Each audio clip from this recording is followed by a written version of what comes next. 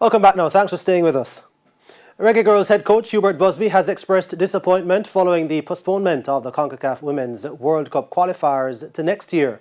CONCACAF announced on the weekend that the qualifiers, which should have started next month, has been pushed back to February as a result of the ongoing COVID-19 pandemic. Karen Madden reports.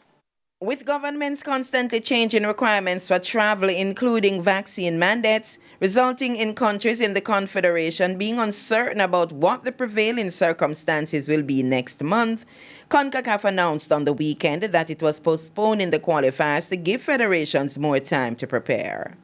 Reggae Girlz head coach Hubert Busby, while acknowledging that he understands the rationale for the delay, was disappointed. We want to make sure that teams and players and everyone associated with the federations entering in their respective countries, that all protocols are in place as it pertains to COVID-19, and just making sure that all the things are in place necessary for ensure that there's no disruptions later on in the calendar. So yes, it's disappointing, but I completely understand. With the Reggae Girlz scheduled to have 2 home games, chairman of the JFF's Women's Committee, Elaine Walker-Brown, is hoping that by then the government will allow fans. And as you know, the population that follow women in the past is not like the men. I wish that they would change it now, but I'm hoping that the government will just grant us that privilege, knowing that it will be the first game out of the World Cup,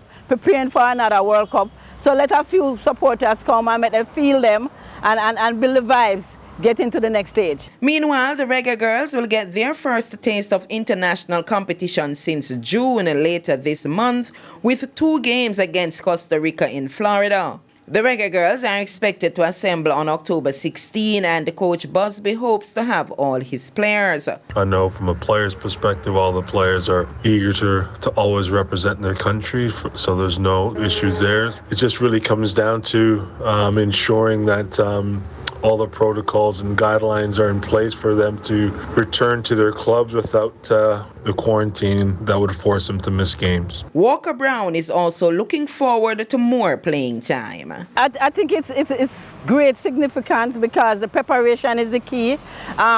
Jamaican can remember when we didn't used to get any practice game or proper training, we'll never get anywhere. And since we start with the help of our ambassador and the foundation, we have reached where we reach, and we want to continue that.